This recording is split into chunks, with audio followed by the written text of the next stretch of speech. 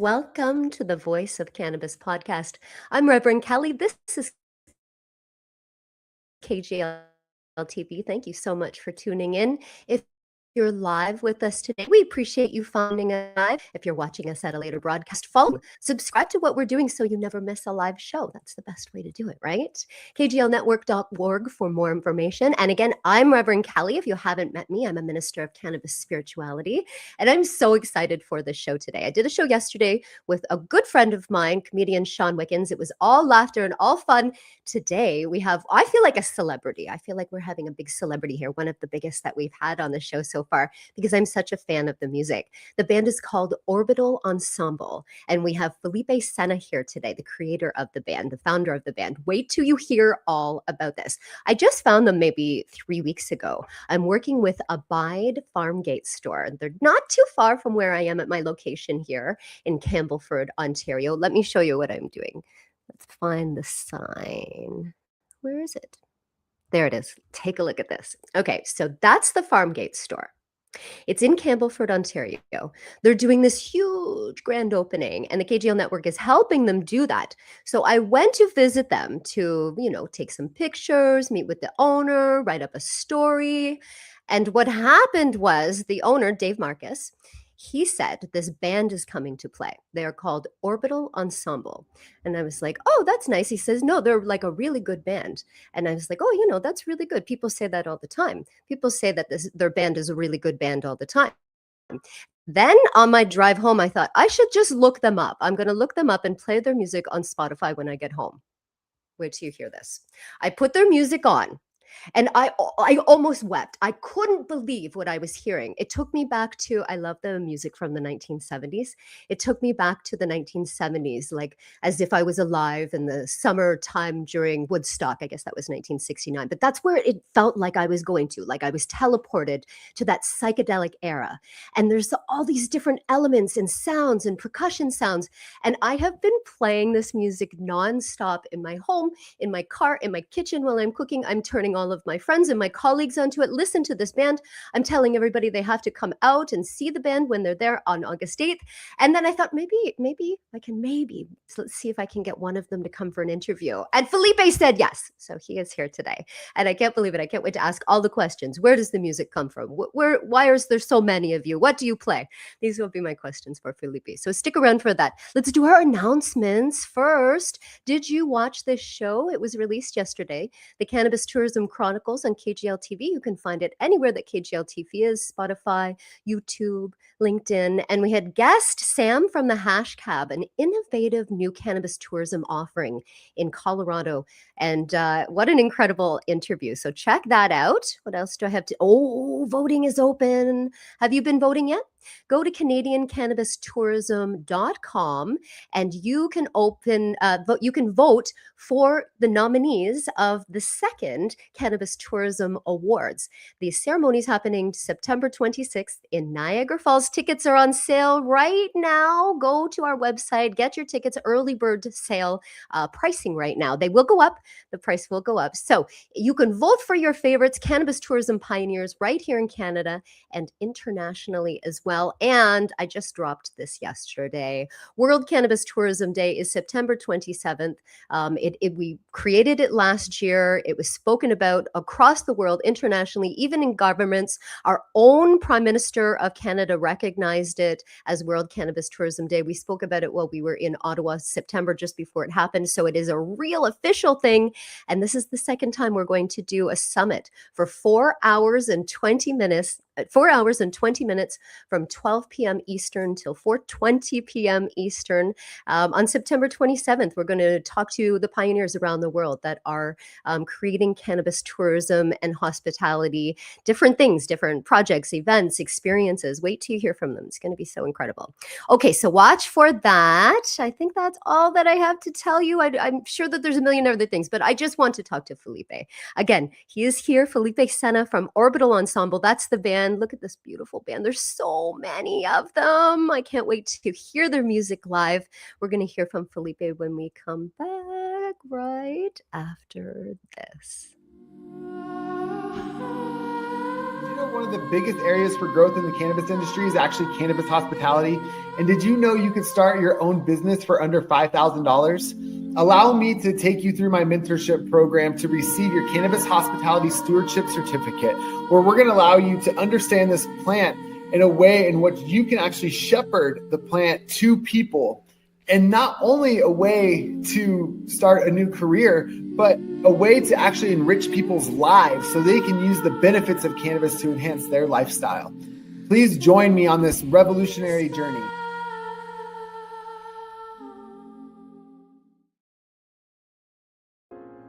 Educanation, a Canadian non-profit organization devoted to improving the quality of cannabis education and care across our nation and around the world.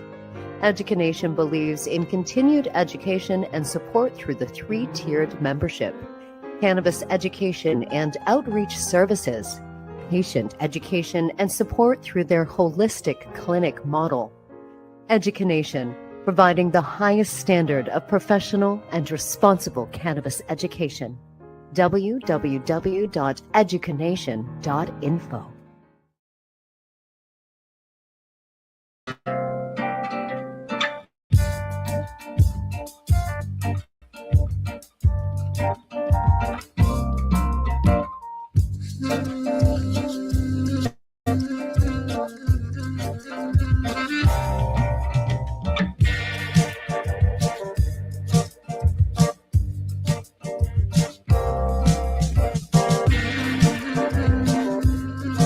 Do you see what I mean when I say magical music?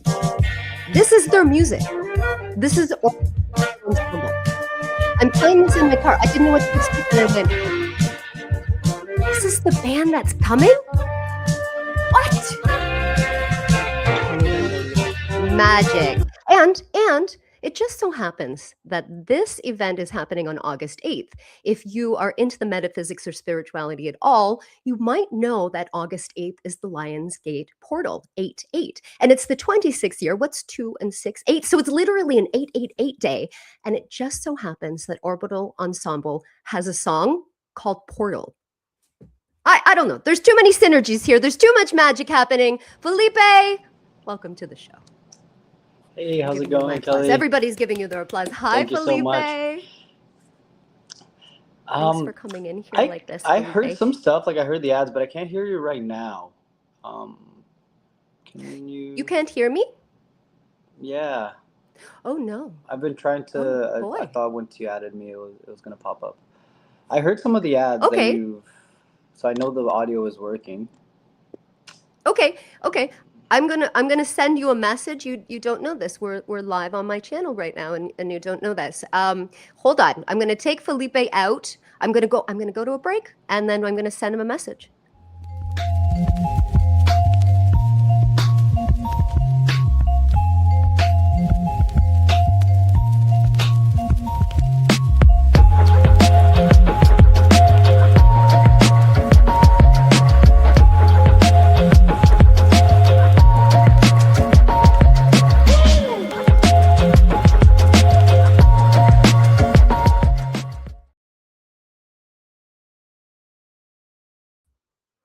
Okay, so it seems that we are having some challenges with our guest today. I hope he got my message. Go back out and then come back in, and hopefully that will work. Let's see if he's getting it. I'm sending him a private message in the chat. This is like live broadcasting. I've been broadcasting since 1998 in some capacity. I'm used to this live stuff by now. Look, he came back in. Let's see if it works. Did it work?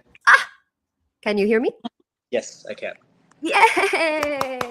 It worked. Awesome, thank you. Wonderful. I was just saying, I've been broadcasting in some capacity for a long time, Felipe. I'm used to this live stuff. We'll get it worked out it just happens. But you're here now, and I'm so excited. So were you able to hear me at all while I was talking prior to the break? You didn't hear a word I said?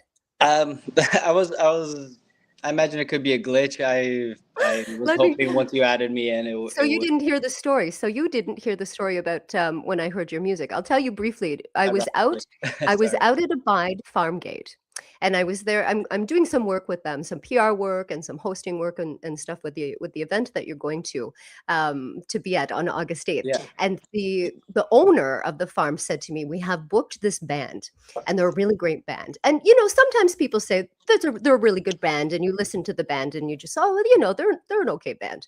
And I thought to myself, I'm going to listen to this band that he's suggesting on my way home from visiting the farm. I was so blown away by your music, Felipe. Like Oh, I was in tears. It was so beautiful because I was not expecting it. I was not expecting to hear what I listened to. I love the music from the 70s. I love that psychedelic sort of lose yourself Woodstock trance sound, and that's what you are emulating. So I couldn't believe it. I have told everybody, listen to this band, come and see this band. They are incredible. They're magic, and there's so many synchronicities. This event falls on August 8th, which is known as the Lion's Gate portal in many different metaphysic and spirituality movements. And it just so happens that you have a song called Portal, and you're just this magic, like it feels like we're going through a magic portal to listen to your music. So Felipe, I'm such a fan. I thank you so much for joining here today. Can you tell us a little bit about yourself and about Orbital Ensemble? sure. Yes, and thank you again so much. That was an amazing start to hear. Really appreciate it, and so happy you resonated with it. So yes, hi everyone. I'm Felipe Sena. I am a Brazilian, also Canadian at this point, just through my family's history. Um, I've been playing since I was young. I started piano when I was 6, though I stopped and forgot everything. I picked up the guitar when I was 10, and then I never stopped again. My family moved here when I was like 5, but then I went back to Sao Paulo when I was 8, and then lived there until my 20s. So I had a very mixed upbringing, but I think I got best of both worlds in a sense. Um, but yeah, that's why Brazilian music is very near and dear to me. I also hosted a Brazilian radio show here on CIUT at the UFT campus station for 2 years and a half, which was very cool. And it also forced me to every week just keep digging and digging, for more music. And I feel that also just expanded my notion in a huge way. I was already a big fan of, the classics and a lot of the things like my dad used to listen to and the records that he had. But yeah, Brazilian music is endless, as is, all genres. There's so much music out there. But I love digging and I love finding new stuff. And I've grown to learn that 70s is also my favorite era, mostly because of the production and the songwriting and really the progressive nature. Like pop music was investing in that, right? Pink Floyd was one of the biggest bands of the time, and or freaking David Bowie with Ziggy Stardust, Yeah, and Brazil was the same thing, yeah. like Milton Nascimento, Clube da Esquina, or so much of the music that was coming out in the 70s really was leaning into this progressive psychedelic vein, which you don't see as much in pop music now, obviously. And I No. feel that's really the golden era. So yeah, we really love that. It's something that still inspires me to this day. And when I put this band together, I really wanted that sound and that vibe to be kind of our North Star. At least, we I don't really like to impose any limits, and I also really get inspired by King Gizzard and the Lizard Wizard, which to me they're one of the bands that are pushing that envelope, you know, contemporarily. Yeah. You And don't hear it. It's rare, like you're saying. It is very rare for somebody to hit the nail on the head and emulate that sound. And Felipe, you've done that. You have absolutely taken us on a journey like a time machine back to that era. I thought that I was like, what do you mean this is a new band? What are you? And then I expected, here's another thing I expected. I hadn't looked at you up yet. When I'm listening, I'm like, oh God, these guys must be like in their 70s if they're from the 1970s and they've been playing this long. Like that was what I thought, right? that's Because amazing. Yeah. you have got, and Pink Floyd, exactly. Pink Floyd with that Brazilian feeling. There's a lot more percussion. I was hearing like elements of Traffic, Fish, like all of those like jam band kind of things. And I just Wow. Okay, so I have so many questions. I'm getting goosebumps. You have so many humans in this band. Look at all these beautiful, beautiful humans. 1, 2, 3, 4, 5, 6, 7. But then I saw an advertisement where it said Orbital Ensemble and Friends. So, like, you even add more people. Where are all these people coming from? How did you meet them? How did you please tell us the story. Sure. Well, kind of a simple story. I also work as a sound engineer, audio engineer, and I'll likely be helping Monty set up on the farm on the day of. Beautiful. So yeah, just working in the city, doing a lot of shows. Those were really the people that stuck out to me. That I was like, wow, if I put a band together, this is my dream team. So, and that includes like John Katanis, our main drummer, because sometimes, the best people are also the busiest people. So I've had to be flexible with this band. Sometimes to make shows happen, we need to kind of sub a person in, but that's okay. And everyone's okay with that. And really it's, again, just to keep this project moving. But we do have our regulars, John Katanis on the drums, and then for saxophone, also just working with people and working in the industry, I met Maya Kanuma, who plays flute and saxophone, and Jacob Leeson, who also plays saxophone. And they're also, yeah, sometimes I need to, one of them is more available for gigs than the other. But for the record, I really thought it was important to have both of them collaborate. And on special shows, we can have both of them and they can trade, and it's really beautiful. Then another big collaborators are Arthur Bastos. He's another Brazilian. A lot of people think that we're twins.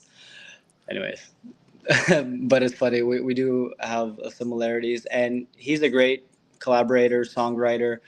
A lot of the songs on this album were co-written with Arthur, and also Dan McClay. Dan is an amazing human too. He runs a 7-inch record label. He has been for the past 6 years, called Local Dish, and he's put out such amazing records like reggae, Persian music, Brazilian music. Like just he's a chameleon in that sense. He produces and then he invites special guests to sing or to be a soloist. And yeah, I definitely recommend checking out Local Dish Records. And then the three of us, Dan, myself, and Arthur, we started a parallel label called Kaju Collective. Kaju as in the cashew fruit, the cashew nut. And Kaju Collective is the three of us, and we again put out a variety of music, including Brazilian music, Persian music, reggae, collaborations with different artists. And yeah, who am I missing? Ana. Ana is our amazing percussionist. We've met in the maracatu circuit. Maracatu is a Brazilian, Afro-Brazilian drumming group. Sometimes it's a huge group with like 30 people playing these wooden drums on the street. You might have seen them at like pedestrian Sundays in Kensington, or yes, exactly. And I met Ana, yeah, probably like 10 years ago at this point. And so playing in that group and playing in other bands, when I built this one, I was like, I definitely need to have Ana. She's so amazing. And then yeah, like the friends that we just played Mixto this weekend, which was amazing. It's one of our favorite festivals in the city. And then they insisted on trying to, because they also wanted a special kind of event. They're like, oh, invite whoever you want. So it was a great opportunity. We also brought out a Denny Longaray, who sang on the record. She was our kind of guest vocalist for the record. And also Jessica Hanadosh. She is a violin and strings player. So she added string arrangements on some of the songs. And it was really special to have her live. We also invited her to play with us at the Toronto Jazz Festival last month. But yeah, usually when we're touring or when we're playing outside of town, it's a 6-piece band just for logistics. It fits in 2 cars. We can take our gear. Sure. But yeah, when the band started, I was like, I wrote a lot of the first album by myself, and then I got a collaborator, Lazar Mirik, to record saxophone and flute. Yes. That was the inception of this project. And at that point, I wasn't wasn't concerned about how it would translate live. I was just like, I want to make this record. I'm not really gonna put too many boundaries on it. Um, and then yeah, live, especially for logistics, like traveling, like space and stage space and budget, then it becomes more of a practical sense. So I feel 6 people is a nice formation where you have all the elements and it's a tighter Yeah. formation, but it's also a band that really, if the occasion calls for it, or if there's space and opportunity and budget, then I like to expand and have more people. Last year we also had Rasha Mokaled playing keys and vibraphone Wow. for a live session that we did in the studio. So a lot of the videos you see on YouTube features her, Yeah. and also she played with her sorry she played with us at Mixto last year, which was really special as well.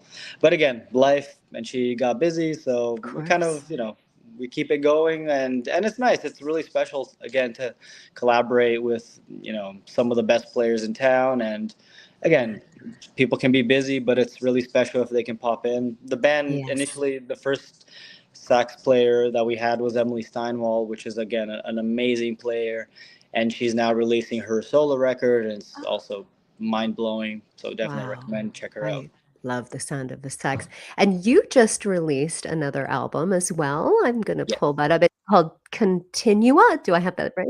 yeah, that's right. Continua. I'm on your Bandcamp site here.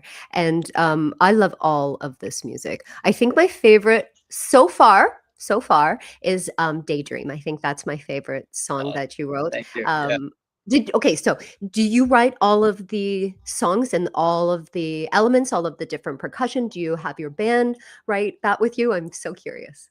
Yeah. Um, well, as I mentioned, for the first album, yes, I did, and then I got Lazar Mirik to record saxophone and flute. Although it was kind of split. Like some of the melodies were written, and some of the parts I left as open improvisation sections, and I was just like, go free, do your thing. Wow. And I still keep that process nowadays. So for the new record, as I mentioned, Arthur also brought in some seeds that we fleshed out together and developed together as a band. But kind of the same idea. We had the rough structure of the songs and the rough ideas of the songs that we wanted. Yeah. Then we were fortunate to be able to go to Pine Island, an amazing studio on a lake. It was really cool. So we really put our forces together to be like, let's take as many ideas as we can. We did. And then with 6 people in the room, we again developed, and some parts were written, some parts were left open for improvisation. Wow. I And I love yeah, that part that you said that they so you're allowing these musicians to just improv a little bit, and that's what we're hearing on the final cut, like, we're hearing some of them because that's energy, and you feel that when you listen to that, that you're, like, yeah, playing with each other. You see that on your stage, you see that in your videos, and that you're jamming with each other, and we get the result of that as the audience, as the listener. It's incredible what you've done. oh, thank you. For real, Yeah, you and can it's feel it. yeah, that's amazing. Yeah, and that's really the intention, that it can come through, and that's also why we recorded live. For the bed tracks, at least, it was 6 people in a room. Mm, And ironically, it also makes everything a bit easier because, it is more natural, and yeah. it feels more genuine, and there's less kind of parts that you need to massage to feel right. So, yeah, and Mhm. this second album was a really special process to record, and I'm glad that it came out also quite fast. And so, yeah, we've been on this great momentum, and I hope it keeps going. And we got this really cool tour in September with Tenaroin as well, Okay. which is amazing. We're going to kind of go across Canada and Okay.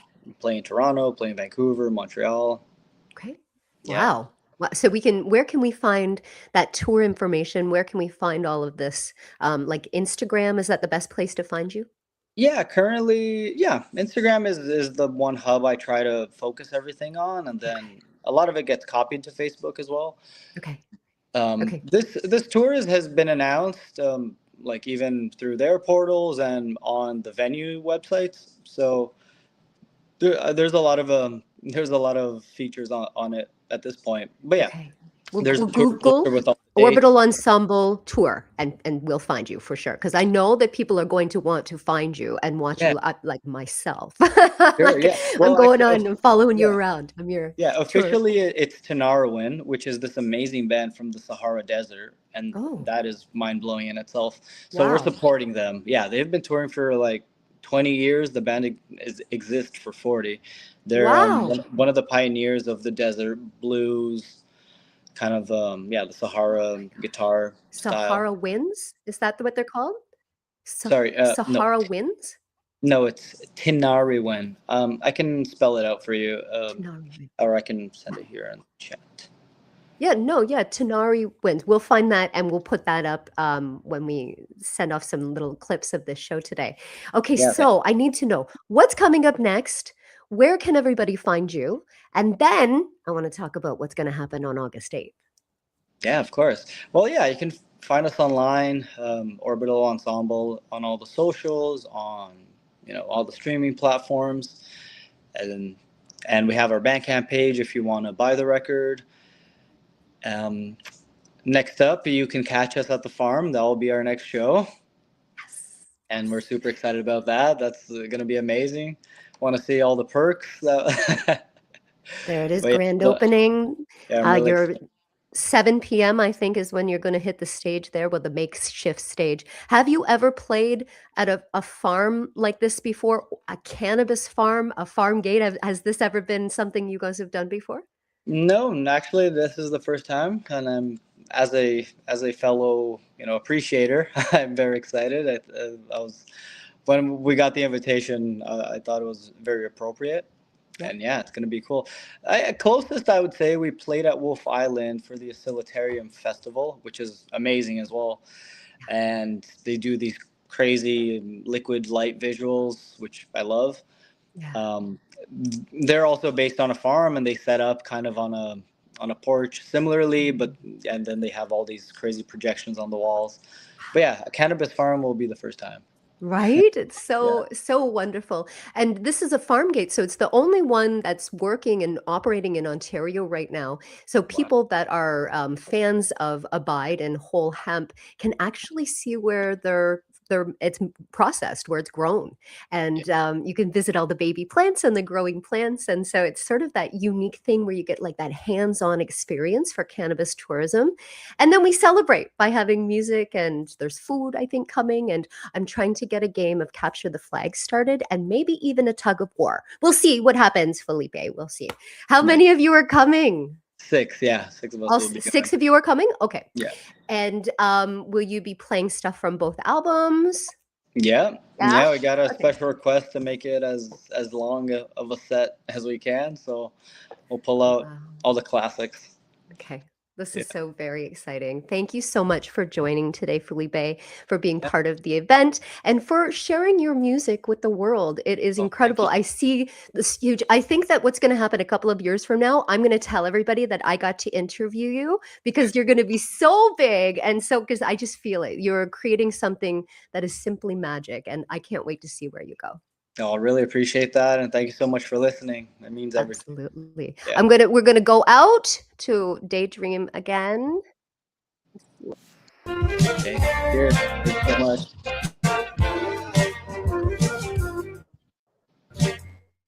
Again, Felipe, for joining, and we will see you on the Lionsgate